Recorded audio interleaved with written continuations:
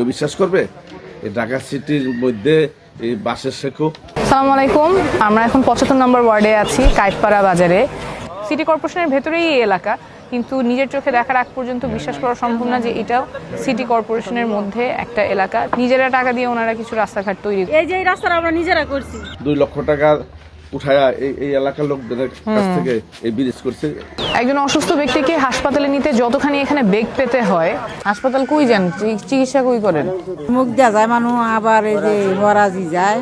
গ্যাসের সংকট, পানির সংকট, গ্যাসটাই না দিবেন।